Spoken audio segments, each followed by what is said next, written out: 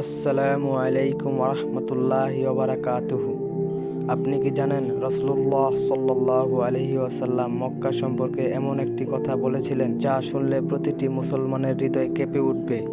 মক্কা এটি শুধু একটি শহর নয়, এটি পৃথিবীর সবচেয়ে সম্মানিত ভূমিগুলোর একটি। যখন রাসূলুল্লাহ সাল্লাল্লাহু আলাইহি ওয়াসাল্লাম হিজরতের সময় মক্কা ছেড়ে যেতে বাধ্য হন, তখন তিনি মক্কার দিকে তাকিয়ে বলেছিলেন, আল্লাহর কসম, তুমি আল্লাহর পৃথিবীর সর্বোত্তম ভূমি এবং তার কাছে সবচেয়ে প্রিয় ভূমি। যদি তোমার অধিবাসীরা আমাকে বের করে না দিত, তবে কখনো তোমাকে ছেড়ে আমি যেতাম না।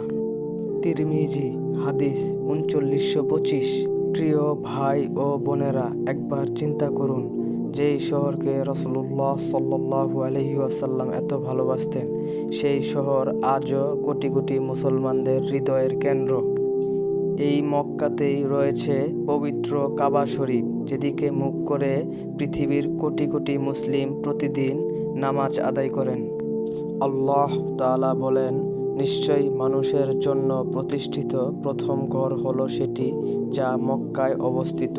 এটি বরকতময় এবং সমগ্র বিশ্বের জন্য হেদায়েত স্বরূপ। সূরা আলে ইমরান আয়াত ৯৬। তাই আসুন আমরা শুধু মক্কার ছবি দেখে মুগ্ধ না হই, বরং আল্লাহর আনুগত্যে নিজেদের জীবন সাজাই আর দোয়া করি, হে আল্লাহ, আমাদেরকে কাবা শরীফ জিয়ারতের তৌফিক দান করুন, আমিন।